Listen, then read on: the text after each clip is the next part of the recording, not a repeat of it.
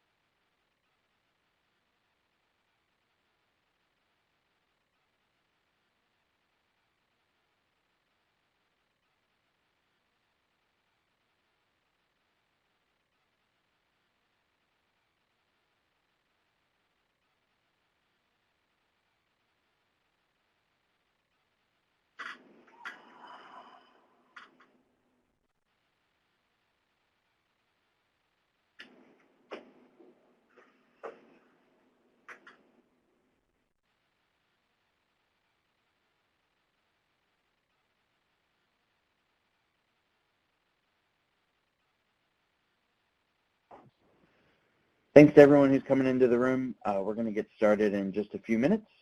Thanks for joining the Talking TIM webinar today. In the meantime, before we get started, take a look at some of the links there in the bottom of your screen.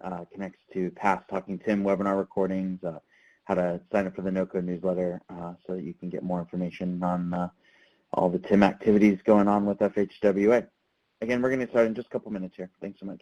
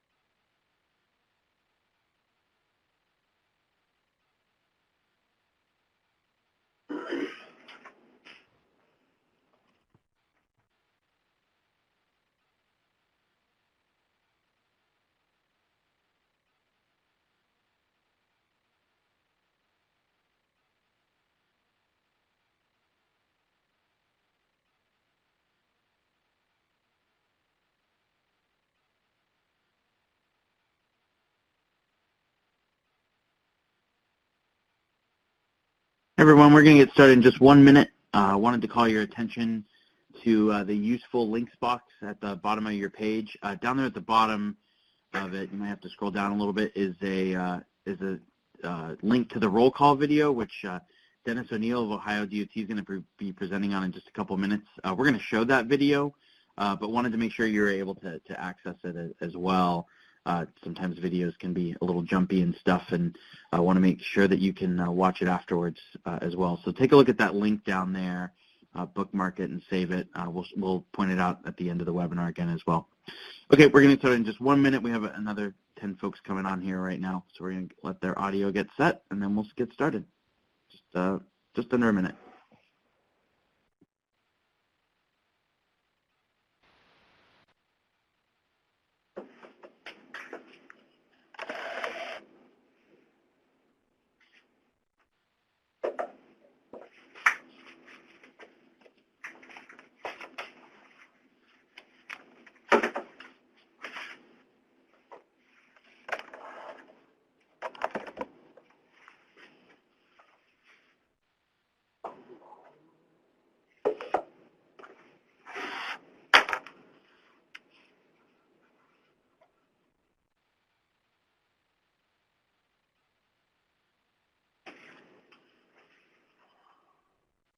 All right, everyone. We're going to go ahead and get started with this October Talking TIM webinar. My name's Adam Hops. I'm with the National Operations Center of Excellence. Thanks to all of you who are joining us here today. I just love how everybody checks in the question and discussion pod here in the beginning. Just so you know, we can always see you all of who's logged on and everything on sort of the presenter side, but I just love the camaraderie of everybody jumping in and saying hello from where they're at. I think it's just wonderful, and it's definitely something that's unique to the traffic incident management folks. So thanks for all of you for doing that. That's great. As many of you know, we're gonna you'll be muted throughout this webinar or in listen-only mode, but we will take questions at the end. So use that same pod there to ask any questions you have throughout, and we'll be sure to get to those at the end. As I keep telling everybody there, take a look in that useful links box for the YouTube link. It has all of the past Talking TIM recordings. Some of them are even broken down into smaller segments and videos. Be sure to sign up there and follow us on YouTube and share those with your colleagues. As you all know, over the past 6 months here, Paul has developed quite the program for these webinars, and it's such an amazing selection of presentations that are there. Also follow us on Twitter and the newsletter if you want more updates on Talking TIM webinars as the recordings are released and new ones are there. And lastly, as I pointed out before, the roll call video link is there. We're going to show that video here in a few minutes, but go ahead and click on that and bookmark that, and we'll point to it again at the end. All right, that's enough for me. I'll want to say thank you to Paul Joden and FHW as always for delivering such fantastic content and developing this whole webinar series. We're lucky just to be able to host it. So I'll turn it over to Paul. Thank you, Adam, and we're lucky to have you in the National Operations Center of Excellence. We're very appreciative of the technical expertise that you put into this, Adam, in particular. Some of the challenges with playing the videos and all that that you folks that are participating don't often see. And you know, certainly I do have to jump on what Adam said about the TIM community. With TIM community, I know a lot of you folks that are logging in there, and it's my honor to be friends with many of you. And you know, the TIM community is just a special group of folks that it just you know, gives me a lot of pride to participate with you all. So the first thing I wanted to share on the Federal Highway update with you is the third Executive Transportation and Public Safety Summit that we're putting together. I'm just sharing this information as an FYI. We do not have any space available. We are totally booked with the amount of space that we have available. We're holding it here in D.C. First day is going to be at the Navy Yard, and the second day is going to be at US DOT headquarters. But it's sort of a unique conference and approach on things that, in cooperation with Jim Ostrich and our boss Mark Curley, who's taken a leadership role, has really taken an interest in furthering our reach into the outside the normal partnerships that we have, and you'll see that in a minute. So we're very excited about having it. It's a lot of work, but it's well worth it. And you know, I look at it as we're still heading towards expanding the TIM programs, institutionalizing TIM programs, and expanding the training, getting to that 1 million plus responders that need to be trained, and just keeping the fight going. But we're seeing this as a expanded outreach to new partners. So where the people that are coming to this is about 100 senior executives, decision makers that are coming to this third public safety summit. We're going to share some information from them and maybe hear their perspective. We're trying to spark engagement of people that are in current leadership positions, but also with new partnerships. So some of these are old partners. AMBA's a relatively new partner. The AAA will be a new partner. If assuming these people I don't think they'll all end up being partners, but they'll certainly have a new perspective on Tim by the time we get done with them after 2.5 days. Emergency responder, APWA participates with us at the executive leadership group. And by the way, this is actually facilitated by Jim, Mark, our boss, Mark, and I, but it's in cooperation with our executive leadership group that we have here. We coordinate. We meet twice a year and have 2 phone calls a year to kind of, from an executive perspective, how we can push traffic incident management. So some of the new partners that we're partnerships, Institute of Transportation Engineers is sort of has an old relationship with Federal Highway, but not when it comes to Tim, so we're hoping to stir that up. The Insurance Institute for Highway Safety is coming to the summit. We'll see how, if anything becomes of that. IATLS is the International Association of Directors of Law Enforcement Standards and Training. We already are working with them, but hopefully their attendance sparks some increased participation. IAFF will be a new participant. We'll see how that works out. The National Association of Counties, these are executives that that have influence within the counties, and we're hoping we can get to them and get the message to them. The SEMSO and the SEMSA are EMS officials that participate with us, and they have been on the executive leadership group for some time now. The National Governors Association, we think there's something there, and they're going to be in attendance, and we'll see how that all plays out. Most of the new partners are going to present to us, and they're going to hear from others about various aspects of Tim. National League of Cities is another one with influence at the local level. We're hoping to drill down Tim into the local level as we move forward. National Safety Council, we all know that is a new partner, hopefully a new partner that we'll be working with. So Sheriff's Association's been with us all along. In Towing and Recovery Association, and so most of those are about half of them have been working with us for a number of years, but some new outreach and some new partners. So the state and federal representation from around the country. Our administrator, and we hope the Secretary of Transportation will be participating. We're reasonably certain we'll have administrators participating from NHTSA and FMCSA.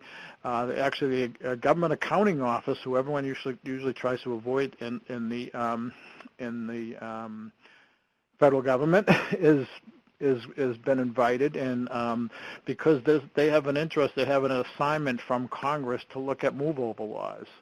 So they're not used to being invited, and actually we're very interested in giving our perspective that you all are well aware of on the move-over laws. So they're going to be attending the conference, and so they get a good participation. Of course, there's different people from outside of Federal Highway within USDOT that are participating, and the U.S. Fire Administration come in. And then most of the states throughout the country have some sort of representation, not necessarily a typical representation with police or fire at the state level, but with some of these associations that I mentioned. So we'll have a wide breadth of representation from around the country. Our keynote speaker is a congressman from Florida, Congressman Rutherford, who is a former sheriff. So we thought it was appropriate to have someone with some background and experience and understanding of Tim to actually be the keynote speaker. So we're excited about having him on board. So we have the agenda all ready to go. We have pretty much confirmation from about 100 or so senior executives, a bunch of states, 35 states. I think there's more than that now. And then we're working with the presenters to sort of hone their message so people aren't repeating the same thing. And we'll be working with that over the next few weeks. Contractor supporting us on this, as we do quite often. But the whole theme is to expanding partnerships, saving lives, time, and money through Tim, and we're hoping that message resonates with the community.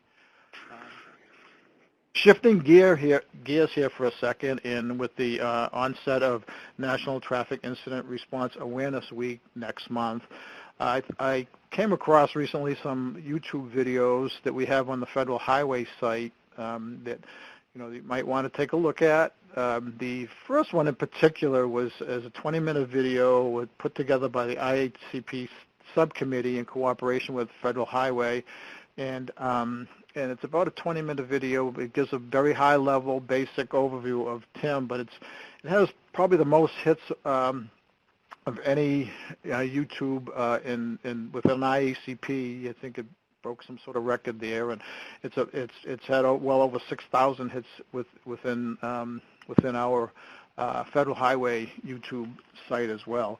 Then there's some other videos there that I put up there. A video on the National Responder Training. The data collection with Sergeant John, he's a captain now, John Paul Cartier, but and there's a few on Tim, and then the last one was workshops that video. Some of the videos are a few years old now, but they all are still relevant. So thought I'd share that with you today. So. Next up would typically be Jim Ostrich, and to give an update on the training nationally. So Adam, if you could pop those up. And Jim can't be here today. He's traveling to a conference in Kentucky, Florence, Kentucky. With they're holding a TIM conference there with. Multiple states. There's a few states. I think Ohio participates. They've been doing this for a few years now, 4 or 5 years at least. Ohio, Indiana, Missouri, maybe West Virginia. I don't know if there's any other states, but there's it's have a great event every year. They've been participated in a few of the planning calls in the past, not this year because Jim's doing it, but get three or four states together. There's other these conferences that are held throughout. Oregon just had one. I don't know how many other states attended, but they have a statewide conference. It's a best practice that I think is always invigorates folks when you're trying to keep TIM relevant within your community.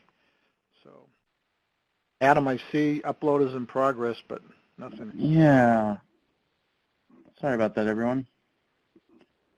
1 second, Paul. Let me see if I can do it this way. I could keep talking, but I don't want to torture everybody too much. Let's do it this way if you don't mind. I'll share my screen. Just tell me next whenever you're ready. Yep. So here's the update. We're just going to run through the slides fairly quickly.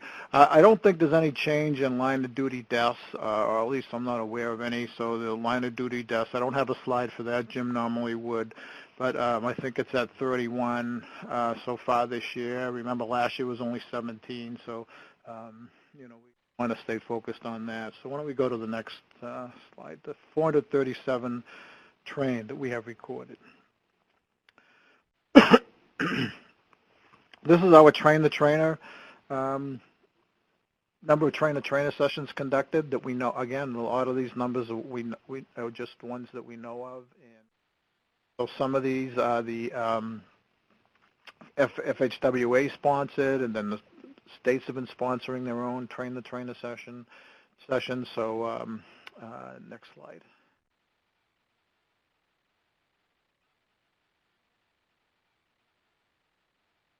So number of responders trained, so 366,000 plus on the in-person training, and then the web-based training really has really expanded quite a bit, and very pleased that 58,000 have been trained. The in-person training, we all know, in the multidisciplinary sessions are the highest and best use of the training. That's what we recommend. However, we know we can't get to everybody, so that web-based training is for people, in particular communities such as the the volunteer fire community or others that just can't get into the seats is very valuable as well. So next, please.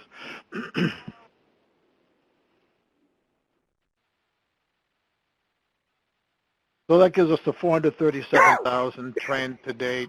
You can see the map, our famous or not so famous map. The number of folks trained per state is, we love this map. Some people can brag on it, some people not so much, but it just shows that everyone throughout the country is playing in some fashion, and it's really good. Still maintain that activity. Next slide is, of course, the percentage. We know that we always struggle with the percentages, but we continue to make progress. We're at 37.8% trained so far, but to see some of these big numbers, over 50%. We were just on the phone with one of the colonels in one of the states that's at about 25%. Is committing to be over 50% within the next year. So this is still Tim. We're sort of doubling down here at Federal Highway, and hopefully you are throughout the country on really still keeping people invigorated in the importance of Tim. So. This is just a breakdown. I won't read them off to you. Fire is still behind a little bit. Law enforcement. These numbers fluctuate. Well, no. Excuse me. I'm wrong. Fire is the one that's leading law. I'm gonna have to tell folks about that. Catch up, and the other disciplines as well. Adam. Thanks. Might be it. All right, that's it. Okay, so I've tortured everybody enough. So the next speaker is Dennis O'Neill. He's a long Tim champion in Ohio, in the Cleveland area. He put together a roll call video in lever training, which is, to me, I think is fantastic. That's why I asked him to present today. Obviously, you can use it as a supplement to the training. We need, for those folks that you just can't get to, or a refresher in particular. I think they're very valuable as refreshers when you're, want to take a topic or two and find some way of reinforcing that within your community is just the best practice, I think, that came out at Dennis's shop, and I appreciate Dennis participating with us today and showing us what he's done here. So Dennis, if you don't mind, take it away. Okay, Dennis O'Neill here from the Ohio Department of Transportation, Cleveland, Ohio area, and I've been around with ODOT 36 years and work zone traffic control engineer.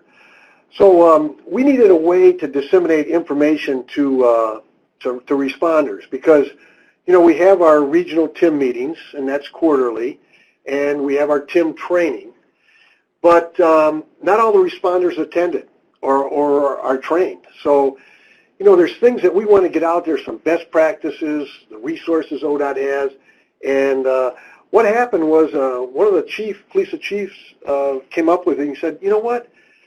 Everybody sits down for a roll call at the beginning of their shift, so why don't you put together a roll call video? So I said, well, that's not a bad idea. We could hit a lot of responders if we did that. So that's what we decided to do. I put together a roll call video, and, mainly it's for law enforcement, but, it can be tailored to anybody. If you have fire trucks that take lane +2 or lane +3, you can tailor this to the fire department and explain what lane +1 is. So now the thing is, how do we get this roll call video in the hands of everybody? So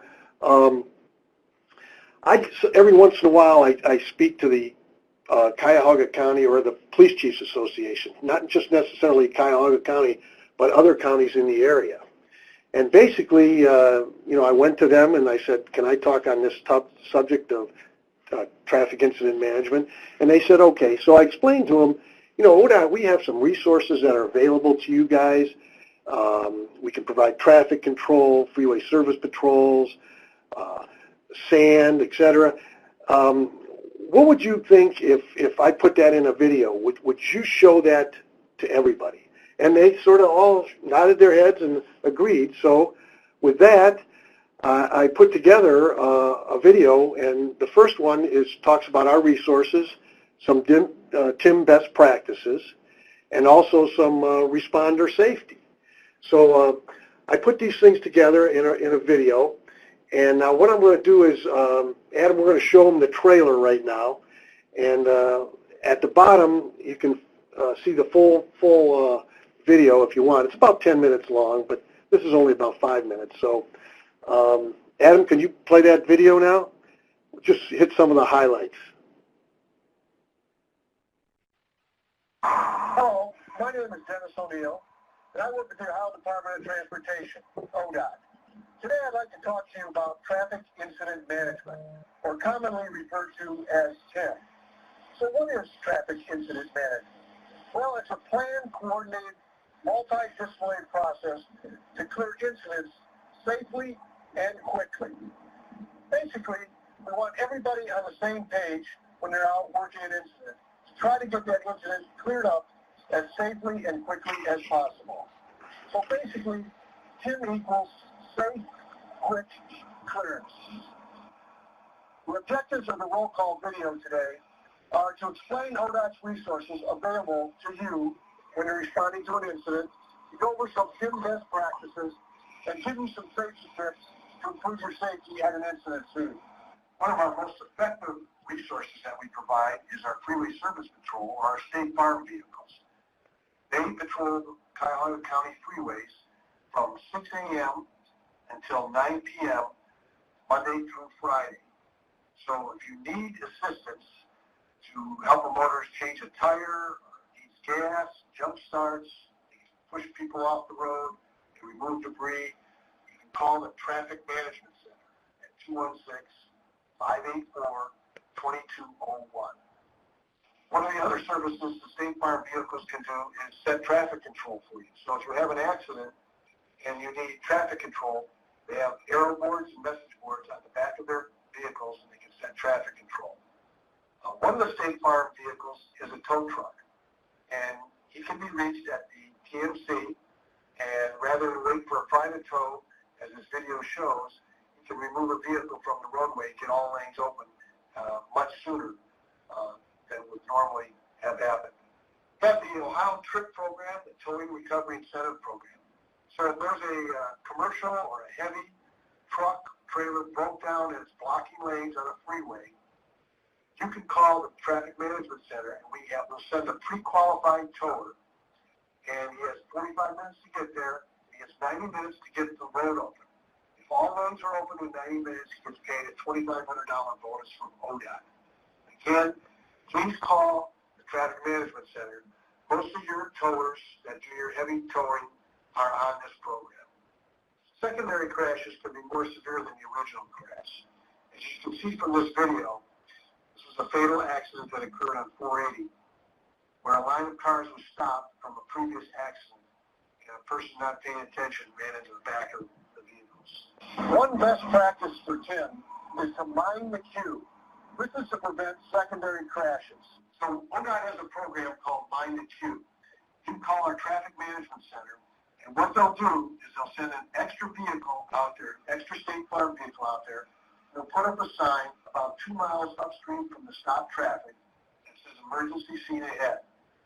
Then they'll proceed down the road and they'll put their message board up and it'll say accident, prepare to stop.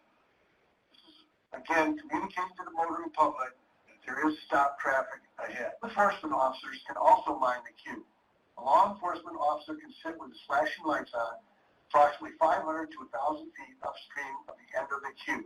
As the queue grows, the law enforcement officer can back up on the shoulder, warning people that something is going on ahead. A flare can also be used to warn people of stop traffic. Of course, responder safety is of utmost importance. Here are some ways to improve your safety at incident scenes. A construction worker was standing next to his vehicle in the zero buffer zone when a tractor trailer came by and lost control and struck him. Didn't have a way out, and he was standing in the zero buffer zone. This law enforcement officer was also in the zero buffer zone. So try to avoid the zero buffer zone by approaching the vehicle from the non-traffic side. This officer is alive today because of this technique. This is a situation where a law enforcement officer was behind a truck-mounted attenuator. Notice the arrow in front of it. There are no shoulders on this roadway either. Police cars are not made for the impact. TMAs are. In summary, take advantage of ODOT's resources that we have available to emergency responders. Move it, work it, or leave it. Also, stay out of that zero buffer zone. Prevent secondary crashes, mind the queue. In conclusion, TIM equals safe, quick clearance. Thank you for watching today, and be safe out there.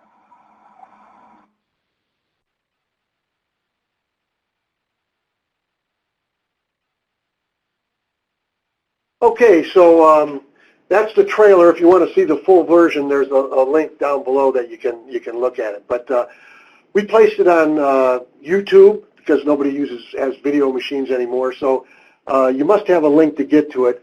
Our TMC really didn't want our number out there in the public where you could just search YouTube and get it. So we give you a link, and then what we did was we sent that to all police chiefs in the Cuyahoga and Lake County areas through email. And, you know, I talked to some police chiefs and, some officers out there, and about, so far, half of them have seen it and half haven't. So, you know, we're not there yet, but at least half of them have seen it. And we started this in June. So I don't know, so the next roll call tape I'm planning on is if you see a problem on the roadway, let ODOT know. Many times officers are out there, you know, and they constantly go back to the same spot, the same curve for an accident. Well, we should know about that so we can check skid resistance or warning signs. Advance warning for incidents.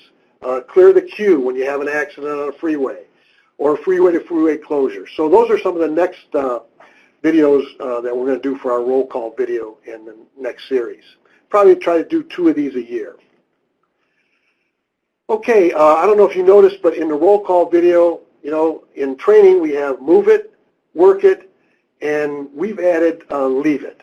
And there are definitely times where I think, you know, it can be left. The incident, the accident's off the road, and just leave it and come back and take care of it later.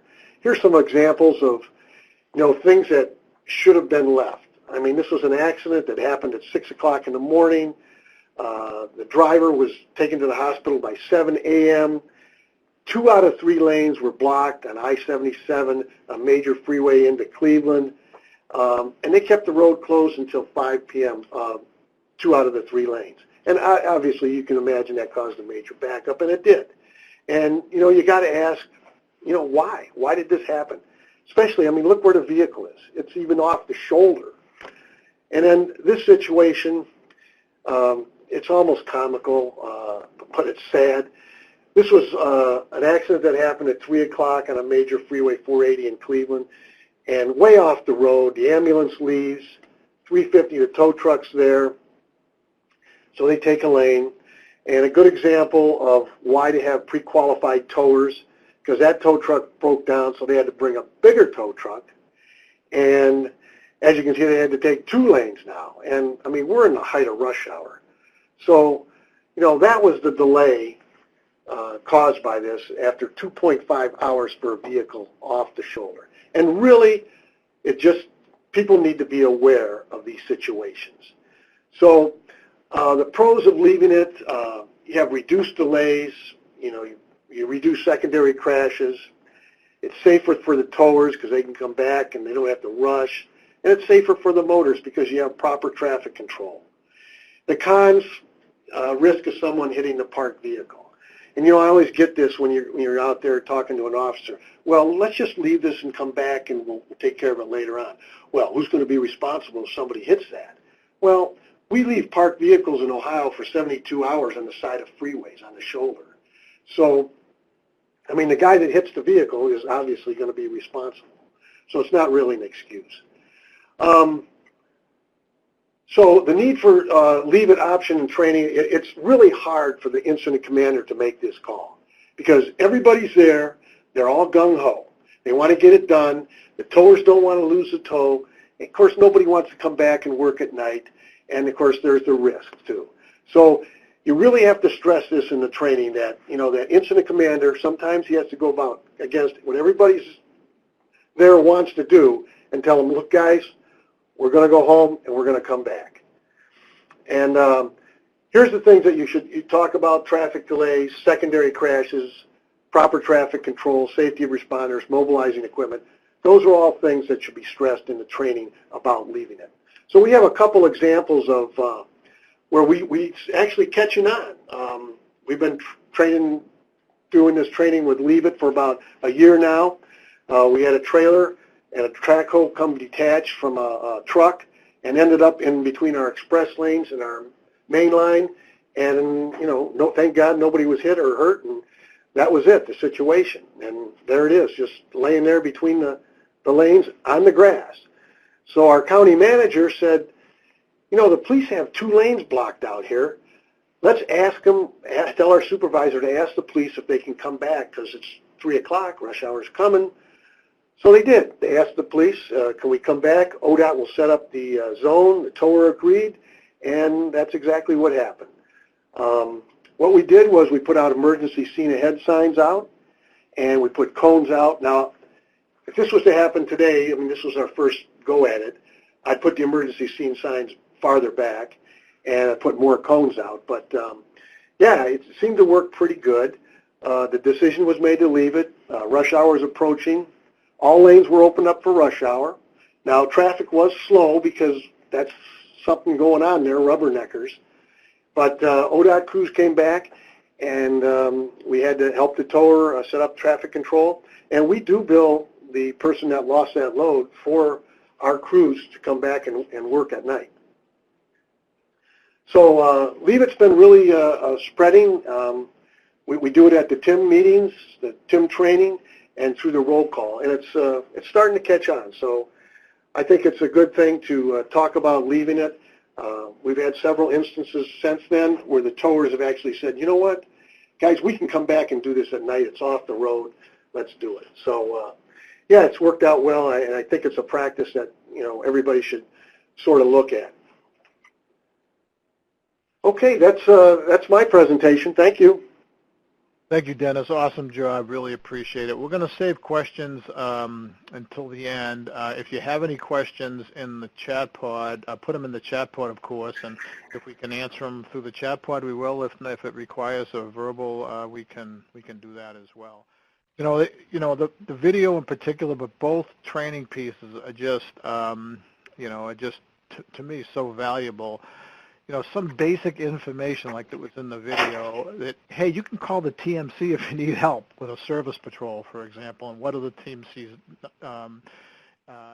what's the contact information? That seems basic to all of us, but to some of in the responder community, they may not be totally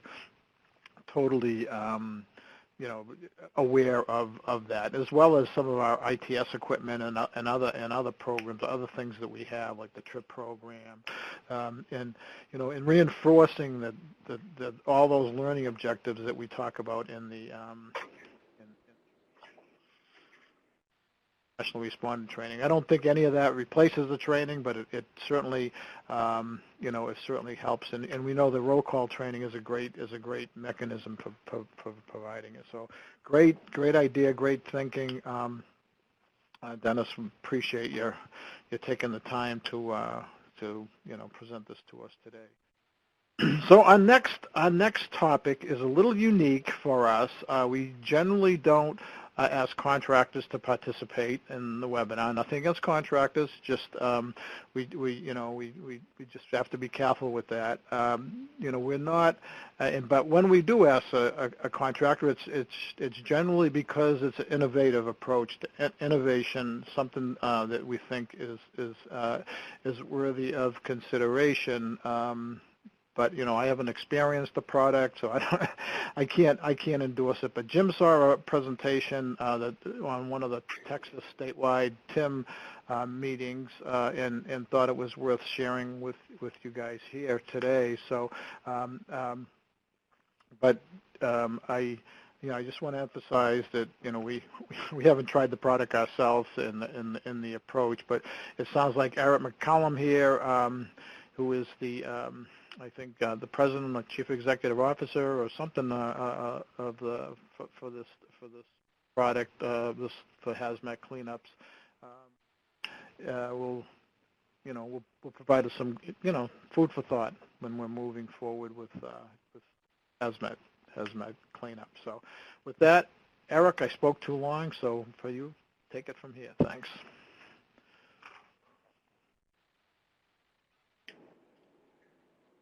Erick? I'm going to unmute Erick here real quick.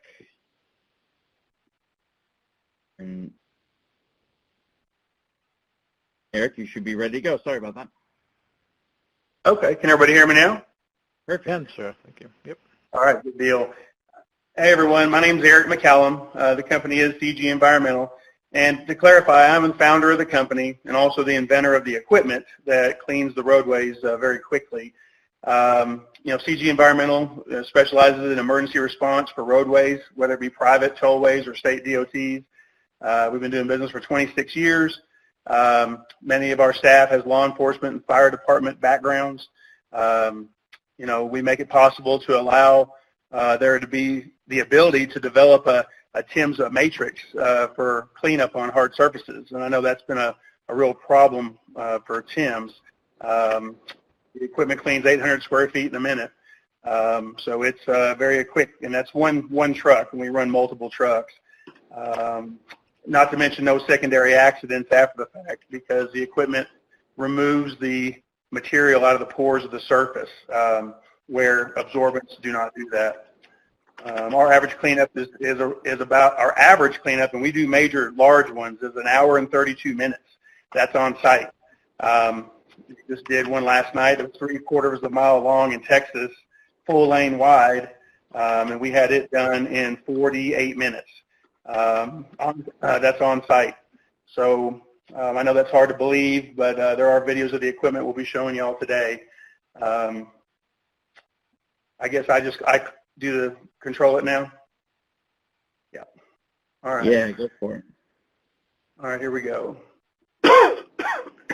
This first video will just be a explanation of our company, things that we handle and do as well.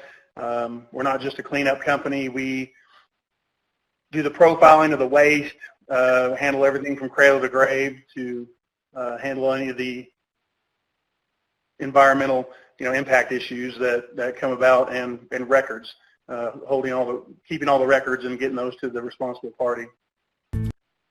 There are those who have the ability to respond to urgent and stressful situations in a timely and effective manner. Then, there are those who dare to be different. No matter the challenge, CG has in place the technicians, the equipment, and the know-how to get the job done quickly and cost-effectively. The CG team specializes in emergency response, field service, and waste service. Not only do we do the job, but we take it to completion with detailed reporting, before and after pics, consistent safety, and constant communication. CG takes pride in being a family-owned, Texas-based company. Our trusted team bring technology and creativity to the job to make sure things happen. Some call us environmental rebels. We call ourselves the environmental solution. Call us to become part of the CG family. CG Environmental, the environmental solution. There are those who... There we go.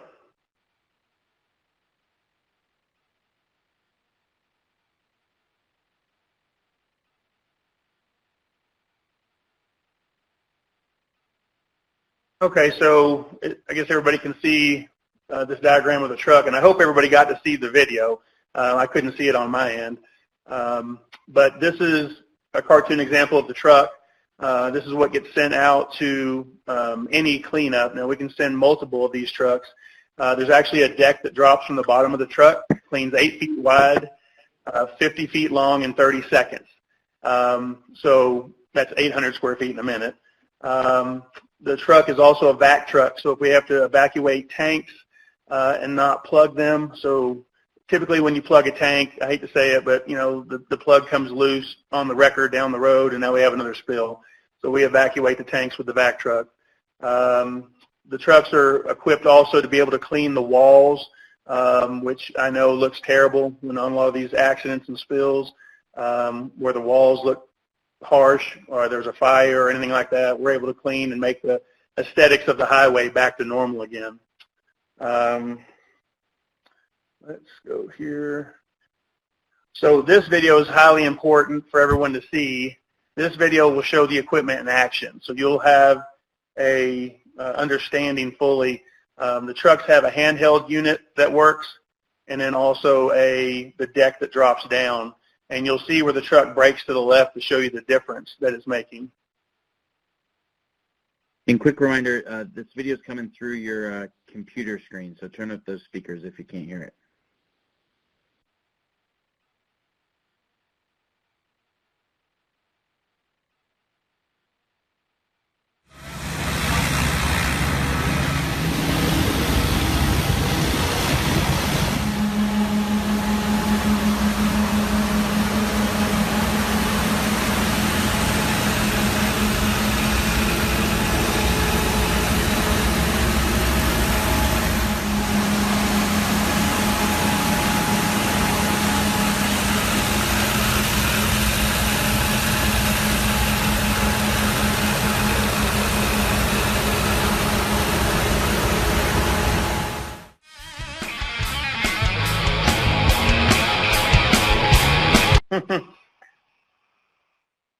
Hey, you don't have to listen to that part. So basically, everyone, this cleanup here, this was done by another environmental contractor, and that wasn't going to work, of course. So we came in and with our equipment. My apologies.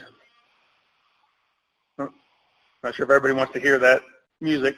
So, and what the gentleman's doing right now, he's writing our name in it, which is a little cocky there. So, again, we're very familiar with the roadways. I'm an ex-marshal, have quite a bit of law enforcement experience, understand the safety concerns on a roadway. I can, of course, after this, I can answer any questions anybody has. We do work for different states, and I think there's people on this call, actually, that have seen our equipment work, and it is very quick and fast and efficient and removes everything out of the pores of the surface.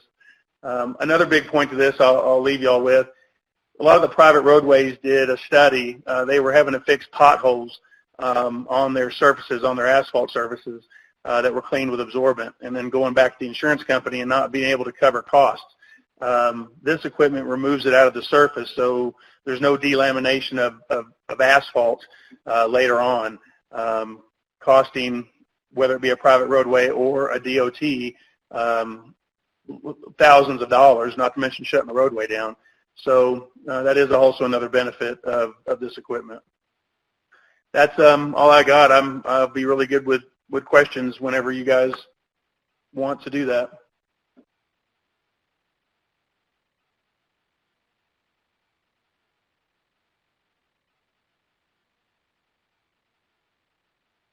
Yeah, Paul, did you want to do Q&A?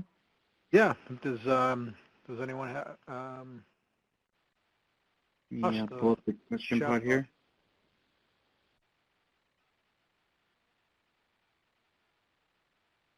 That's a chat pod.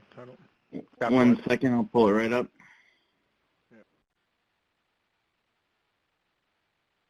Does anyone have any questions for Eric?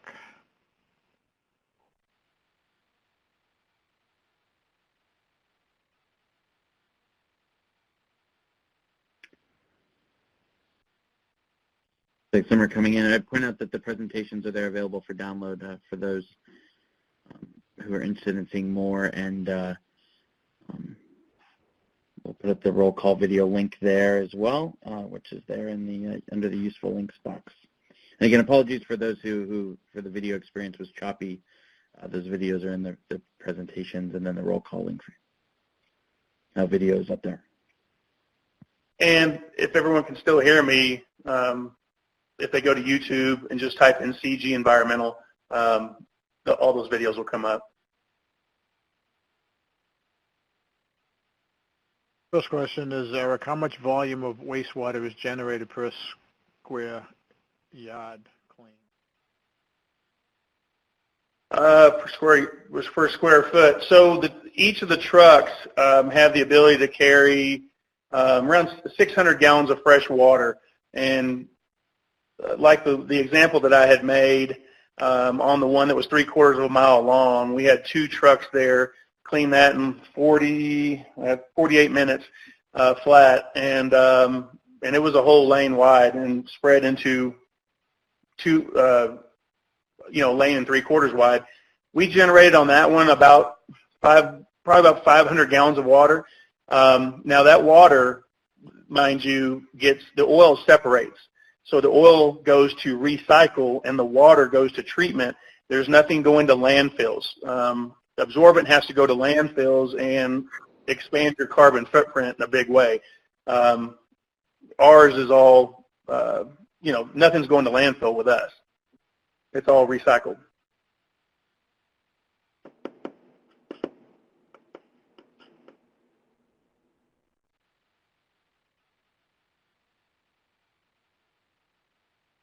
Okay. I just want to talk a little bit about Jim Garling's comments in there. This has been an ongoing argument or discussion for many years, is whether to work it or leave it or come back and get it. Is it safer? That's always a question. Is it beneficial to just let the rush hour go through? That's a judgment call, and you have to balance the positives and negatives of recovering. So I get what you're saying, Jim, but I also see the value in leaving it, and folks do that throughout the country. A number of regions do that. It could be more hazardous late at night, but not if you do a proper traffic control that everyone's experienced at doing. It actually gives you time to do a proper traffic control. So, I'm guessing that everyone has qualified removal companies So, but it is a good point, Jim, and it is an ongoing quote-unquote discussion that I guess the incident commander, at an incident scene, and it is a balancing act that we do there. But shutting a road down or taking the majority of the capacity away during a commute can gridlock a region, especially in the urban areas. It's always something to consider. So. Yeah, Paul, can I state something? Sure. Yeah. When they come back at night, they do a regular work zone with a mile of advanced warning signs, arrow boards, cones, the whole ball of wax. It's just like a work zone. And in cold weather, we had an incident on the Ohio Turnpike where they left trucks out there 2 and 3 weeks until the weather cleared. I mean, they were sort of farther off than just on the shoulder, but they left them out there 2 and 3 weeks and before they retrieved them.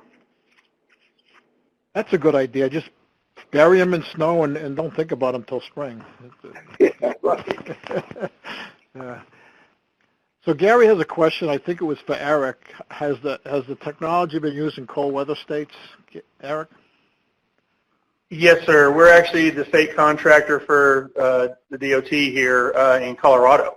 So we do it in Colorado, and we respond to, the mountainous areas where it's definitely difficult. Now, the equipment's patented and proprietary to us, so we build the trucks specific to the environment. The trucks here in Colorado have been highly insulated. Of course, the water's heated with, the bigger trucks have a 1.5 million BTU of heat, to heat the water. And then when it's really bad outside, CDOT here in Colorado will touch it last. They'll maybe hit it with their mag chloride, and then we all leave. So to answer the question in long form, yes. Cold states, we do work in Colorado now. What do you think, I have a question. What do you think, I wasn't clear to me, maybe I missed it or lost my attention. Makes your technology different from the traditional technology. What makes that different, Eric? So the only thing that it works out there is absorbent. So a lot of the companies, as we know, they want to tie up the road, for a while because that's how they get paid is by hour. The technology right now is we call it kitty litter. It's absorbent, oil absorbent, like you buy at the auto parts store, and they sweep it around, and you have to wait for the absorbent to absorb any oil. And lots of times you have to put 2 and 3 layers of it down. Our machinery in one pass removes everything from the surface of the roadway. Does not damage the roadway at all. Everything's adjustable on our trucks. It's very fast. There is a university study that was done on our equipment, the University of North Texas, and that should be in that presentation, a quick version of it, but a long form version can be sent to anybody. But when they were capturing, if you look, it was, I should know this by heart, 500, where'd it go? Sorry about that.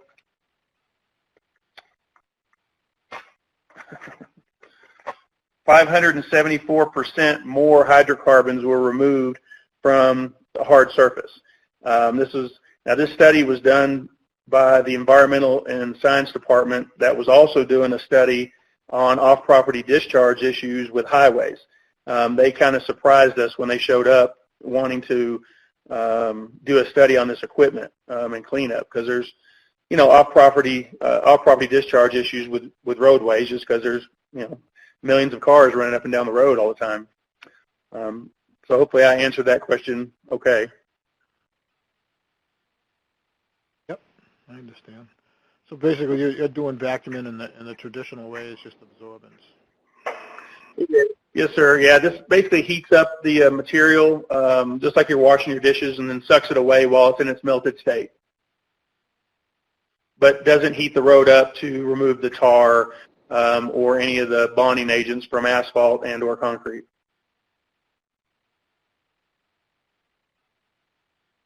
Any other questions, folks? Janet, I think Adam can post the training slides, but if you want to send me an email, I can make sure you get on those out every 2 weeks. The update on the national numbers. I think it's every 2 weeks now. Maybe it's every month now, but at least every month we send them out. So, any other questions? Okay. So we're going to give you back some time today. We only had 2 speakers today, and myself, and Jim didn't participate. And you know how he's long-winded, so we are. I know we're coming up on the holiday. These webinars are held on the 4th Wednesday of every month. So the 4th Wednesday of November is the Thanksgiving Eve. So we're going to push it back till the 20th. Push it ahead, I guess. The November 20th, we'll be holding our Talking Tim webinar. We'll be sending that out shortly to you, the announcement. And then December, we're not going to hold one on December 25th because that's a big day for many Christians throughout the world. And we're going to Then we'll be back to our fourth Wednesday of every month. I thought if no one else has any questions, I really appreciate your time. It's great seeing everybody, and